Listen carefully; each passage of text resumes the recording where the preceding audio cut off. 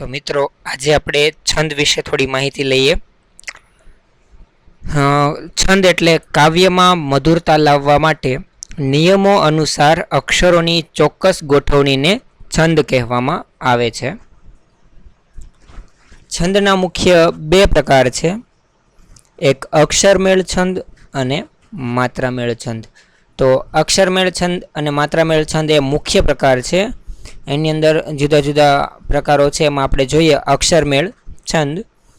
અક્ષરમેળ છંદમાં કાવ્યની પંક્તિઓના અક્ષરોની ગણતરી કરવી પડે છે. તેમાં લઘુ ગુરુ અક્ષરોની ચોક્કસ સંખ્યા નક્કી કરી ગણની રચના કરવામાં આવે છે. તો આપણે અક્ષરમેળ છંદ છે એની અંદર છંદની અંદર કુલ કેટલા અક્ષરો છે એની આપણે ગણતરી કરવાની હોય છે અને લઘુ ગુરુ અક્ષરો ઉપરથી ગણ બનતો હોય છે. હવે આપણે પહેલાં ગુરુ અક્ષરો વિશે માહિતી લઈએ. ગુરુ અક્ષર છે એમાં આ, ઈ, ઉ, ઐ, ઔ, ઓ, એ, અમ આ સ્વરોવાળા વર્ણ અને એ સ્વરો જે વ્યંજનોને લાગ્યા હોય તે વ્યંજનો આવે છે. તો ગુરુ અક્ષરોમાં આપ જોઈ શકો છો કે આ, ઈ, ઉ, ઐ, ઔ, ઔ, એ, અમ આ સ્વરો છે અને એની સાથે વ્યંજનો લાગ્યા હોય તો વ્યંજનો પણ આવે છે. તેને ગુરુ કહેવાય. દાખલા તરીકે જા. જામાં આપ જોઈ શકો છો કે જ અને આનું મિશ્રણ જા છે. એવી રીતે વે, ની, દે, લો. લોમાં તમે જોઈ શકો છો કે ઓનું મિશ્રણ છે. દેમાં એનું મિશ્રણ છે. નીમાં ઈનું છે. આવી રીતે મિશ્રિત અક્ષરો છે બનતા હોય એને ગુરુ અક્ષરો કહેવામાં આવે છે. જ્યારે લઘુ અક્ષર એટલે જે વર્ણમાં હ્રસ્વ સ્વર હોય તેને લઘુ અક્ષર કહે છે. દાખલા તરીકે અ, ઈ, ઉ, એ, ઋ સ્વરોવાળા વર્ણ અને એ સ્વરો જે વ્યંજનોને લાગે એ લઘુ અક્ષર કહેવાય. અહીંયા આપણે ઉદાહરણ જોઈ શકીએ છીએ ક, રી, યુ, સુ વગેરે. આ બધા હ્રસ્વ સ્વર હોય એ બધા એને લઘુ અક્ષરો કહેવામાં આવે છે. યતિ. કાવ્યમાં ગાતા ગાતા અટકી જઈએ તેને અટક સ્થાન કે યતિ કહેવાય. આપણે કાવ્ય ગાતા હોઈએ અને જ્યાં અટકતા હોઈએ તેને યતિ કહેવામાં આવે છે. દાખલા તરીકે વિશ્વનો ગોળો ફૂટે, આપણે ત્યાં અટકવાનું છે અને પછી ગ્રહણ. ગ્રહણ ગબડે ધૂમકેતુ વસૂટે. આ લીટીમાં 7મા અને 14મા અક્ષર પછી વિરામ લેવાની જરૂર છે. આપણે જોઈ શકો છો વિશ્વનો ગોળો ફૂટે, ત્યાર પછી પાછું ગ્રહણ ગબડે ધૂમકેતુ વછૂટે. તો એમાં તમે ગણતરી કરો તો 7મો એટલે 1, 2, 3, 4, 5, 6 અને 7મો. અહીંયા અલ્પવિરામ છે એટલે અહીંયા યતિ છે. પછી 1, 2, 3, 4, 5 ને 6 આ બીજા 6 એડ થતાં 14મા અને 13મા અક્ષર પછી પાછો વિરામ છે. હવે જોઈએ યતિભંગ.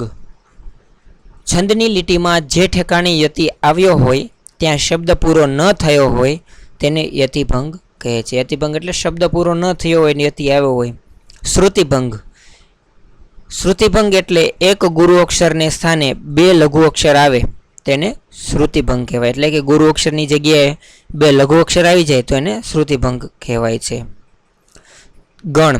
3 અક્ષરના સમૂહને ગણ કહેવાય છે. મિત્રો આ સમાસના બધા અંગો છે એ ખાસ છંદના બધા અંગો છે એ ખાસ આપણે ધ્યાન રાખીશું જેનાથી છંદ સમજવામાં આપણને સહેલાઈ રહેશે. જોઈએ ચરણ એટલે શું. છંદની સરખા માપવાળી પંક્તિને ચરણ કહે છે. છૂટ એટલે શું? તો પંક્તિમાં લય બેવડાવવા લઘુને ગુરુ અને ગુરુને લઘુ ગણવામાં આવ્યો હોય તેને છોટ કે છૂટ કહેવામાં આવે છે. જો આ ખાસ પંક્તિમાં લય બેવડાવવા માટે, લય બેસાડવા માટે લઘુને ગુરુ અને ગુરુને લઘુ ગણવામાં આવે. ખાસ કરીને જ્યારે આપણે છંદને ઓળખવો હોય ત્યારે આ વસ્તુ ખૂબ જ ઉપયોગી છે કે લઘુ અક્ષર ક્યારે ગુરુ કહેવાય અને ગુરુ અક્ષર ક્યારે લઘુ કહેવાય. બંધારણ. છંદને ઓળખવા માટે નક્કી કરેલ સૂત્રને બંધારણ કહેવામાં આવે છે. લઘુ અક્ષર ક્યારે ગુરુ ગણાય આ ખાસ યાદ રાખજો મિત્રો. લઘુ અક્ષર ગુરુ ક્યારે ગણવાનો છે?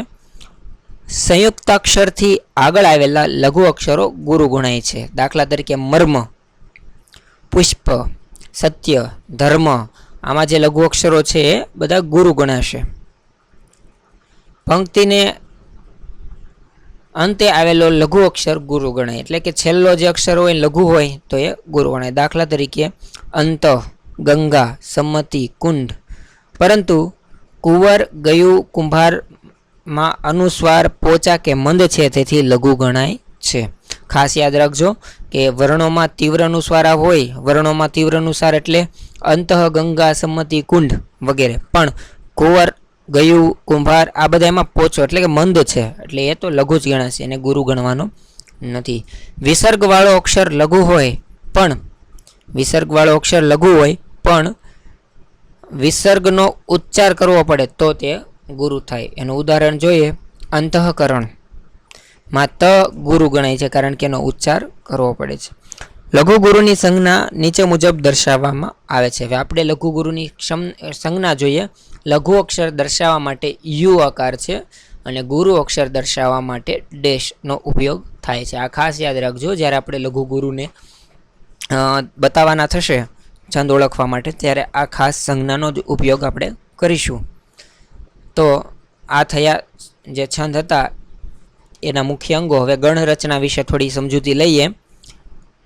ગણ રચના લઘુ ગુરુ અક્ષરના બનેલા જૂથને ગણ કહે છે.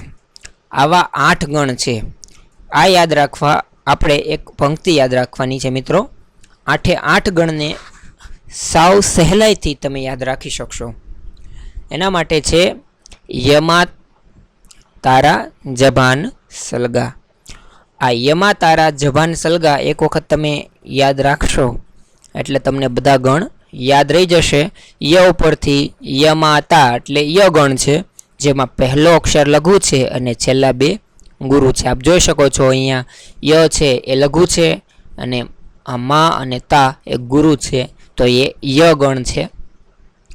હવે મા તારામાં 3 અક્ષર ગુરુ છે. આપ જોઈ શકો છો મા, તા અને રા ત્રણેય ગુરુ છે, તો એ મા ગણમાં ગણાશે. તાની અંદર તારાજ એટલે પહેલા 2 ગુરુ હશે અને છેલ્લો અક્ષર લઘુ હશે. રાજભાની અંદર આપ જોઈ શકો છો કે પહેલો અને છેલ્લો ગુરુ છે અને વચ્ચેનો અક્ષર છે એ લઘુ છે, તો એ રા ગણમાં આવશે અને ર ગણ ગણાશે. જભાન એ જ ગણ છે, જેમાં પહેલો અને છેલ્લો આ લઘુ અક્ષર છે ને વચ્ચેનો ગુરુ છે મિત્રો. ભાનસ જેની અંદર ભગણની અંદર આપ જોઈ શકો છો કે પહેલો જ માત્ર ગુરુ છે, છેલ્લા 2 લઘુ અક્ષર છે. ત્યાર પછી છે ન સ લ. આમાં 3 લઘુ છે અને ન ગણ બનાવે છે. સ માં સ લ ગા એમાં સ ગણ છે, જેમાં પહેલા 2 લઘુ છે અને છેલ્લો ગુરુ અક્ષર છે. અને લ માં લઘુ યુ ગણ જ આવશે અને ગુરુમાં ગા એટલે ગુરુ ગણ છે, એમાં ગુરુ આવશે. તો તમે સહેલાઈથી યમાતારા, જભાન, સલગા આ યાદ રાખશો એટલે તમને ગણ રચના આરામથી ફાવી જશે. ગણ રચના યાદ રહી જાય એટલે તમે ય ઉપરથી યમાતા એટલે પહેલો લઘુ અને બીજા 2 ગુરુ હોય એના ઉપરથી તમે યાદ કરી શકશો કે આ ય ગણ છે. તો મિત્રો આ આખું કોષ્ટક છે એ તમારે યાદ રાખવું હોય તો માત્ર આ એક લાઈન છે યાદ રાખી શકો છો. યમાતારા, જભાન, સલગા. મિત્રો આવા જ ઘણા વિડીયો મારી ચેનલ પર અવેલેબલ છે. જો તમને આવા વિડીયો ગમતા હોય તો મારી ચેનલ લાઈક કરી શકો છો અને એને સબસ્ક્રાઈબ કરી શકો છો અને આ વિડીયોને શેર પણ કરી શકો છો તમારા મિત્રો સાથે.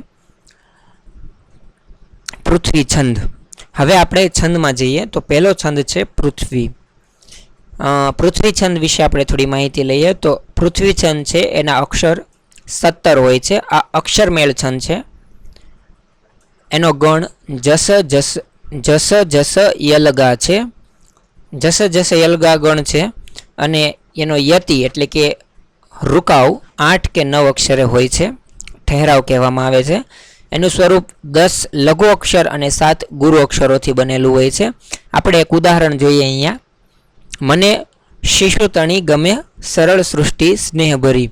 મેં આમાં અલગથી કરેલું જ છે. મ છે એ લઘુ અક્ષર છે, ને છે એ ગુરુ અક્ષર છે અને શી છે લઘુ અક્ષર છે. તો આપ જોઈ શકો છો કે આપણે જે આગળ જે ગણ રચના જોઈ હતી એમાં જ ગણ છે એ આપણે ફરી વખત જોઈએ. એમાં જ ગણ છે એમાં તમે જોઈ શકો છો કે પહેલો અને છેલ્લો છે એ લઘુ હોય અને વચ્ચેનો અક્ષર ગુરુ હોય ત્યારે જ ગણ બનાવે છે. જે આપણે અહીંયા જોઈ શકો છો કે પહેલો અને છેલ્લો લઘુ છે અને વચ્ચેનો ગુરુ છે તો એ જ ગણ બનાવે છે. ત્યાર પછી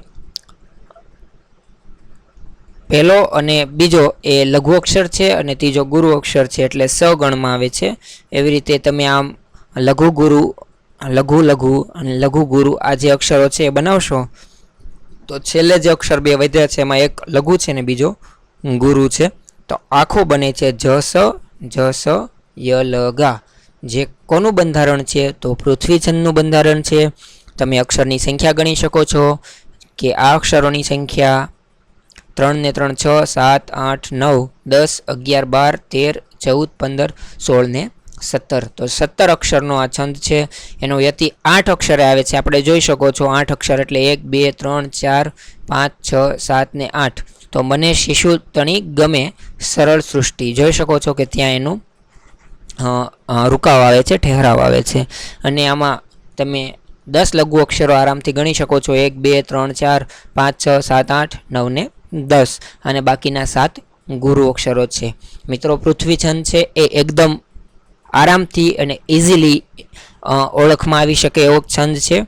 માત્ર તમારે એના અક્ષર, ગણ, યતિ અને સ્વરૂપ યાદ રાખવાની જરૂર છે અને પૃથ્વીછંદ આરામથી તમે ઓળખી શકો છો. આપણે હવે આગળનો છંદ જોઈએ. પહેલાં તો પૃથ્વીછંદના થોડા ઉદાહરણ જોઈ લઈશું.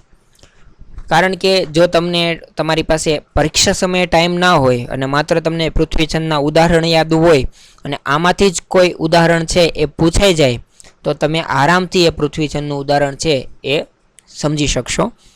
એના ઉદાહરણ છે ભલે મૃદુ રહી સહી જખમ છે કે ચૂરો થતું, પછી ભમો ભરતખંડમાં સકળ ભોમ ખૂંદી વળો. આ જે બીજું ઉદાહરણ છે એ ઘણી વખત પરીક્ષામાં પૂછાતું હોય છે. પ્રિય તુજે લટે ધરું ધવલ સ્વચ્છ આ મોગરો. આ ઘણા બધા ઉદાહરણો છે. આપ ઉદાહરણો જોઈ અને યાદ રાખી શકો છો. હવે આપણે જોઈએ શિખરિણી છંદ. શિખરિણી છંદમાં 17 અક્ષર હોય છે. એનું ગણ યમ ન સભલગા છે. યતિ 6 કે 12 અક્ષરે હોય છે અને એનું સ્વરૂપ 9 લઘુ અક્ષર અને 8 ગુરુ અક્ષરો છે. તો આપણે એનું જોઈ શકીએ. ઉદાહરણ એક જોયું છે, તમે તો આપ્યું છે 10 વર્ષના દુઃખ જ મને. તો આપણે એમાં જુઓ કે 9 અક્ષર પછી 6 અક્ષર કે 12 અક્ષરે એનો યતિ છે. તો આપણે જોઈ શકો છો કે પહેલું, બીજું, ત્રીજું, ચોથું, પાંચમું અને 6 અક્ષરે એનો અટક છે એટલે કે ઠહેરાવ છે અને અક્ષરો 17 છે. હવે જોઈએ એનો ગણ. પહેલો અક્ષર લઘુ છે, બીજા બે ગુરુ છે એટલે કે ય ગણ બને છે. બધા જ અક્ષરો આમાં છે એ ગુરુ છે એટલે કે મ ગણ બને છે અને આમાં 3 અક્ષર લઘુ છે એટલે ન ગણ બને છે. યમ ન બની ગયું અને ત્યાર પછી સભ લગા બને છે. તો મિત્રો આપણે થોડા શિખરિણી છંદના પણ ઉદાહરણ જોઈ લઈએ.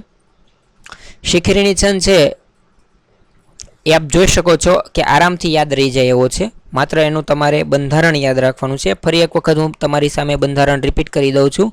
એના અક્ષર 17 હોય છે. યમન સભ લગા એનું ગણ છે. 6 અથવા 12 અક્ષરે એનો યતિ હોય છે અને 9 લઘુ ને 8 ગુરુ અક્ષરો છે. એનું ઉદાહરણ છે અસત્યો માહેથી પ્રભુ પરમ સત્ય તું લઈ જા. બધો પી આંક પ્રણય ભુવનનો કહીશું હું. વળાવી બા આવી નિજ સંકલ સંતાન ક્રમશઃ હણોના પાપીને. આમાં મિત્રો પહેલો અને જે ચોથો જે છંદ છે એ ઘણી વખત પરીક્ષામાં પૂછાતો હોય છે. માત્ર તમે એના ઉદાહરણથી પણ આરામથી શિખરિણી છંદને યાદ રાખી શકો છો.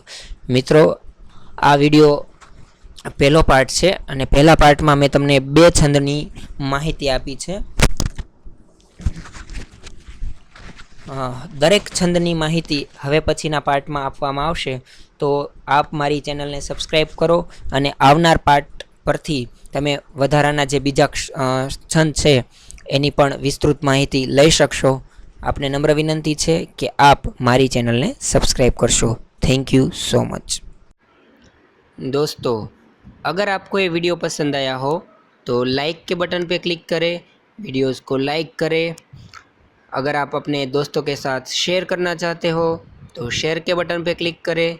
उसको फेसबुक, मैसेंजर, व्हाट्सअप किसी भी ऐप के साथ किसी भी प्लेटफॉर्म पे शेयर कर सकते हो। अगर आपको हमारे सभी वीडियोस पसंद आते हो और यूज़फुल लगते हो तो हमारे भविष्य में आने वाले वीडियो को देखने के लिए हमारी इस चैनल को सब्सक्राइब करना ना भूलें।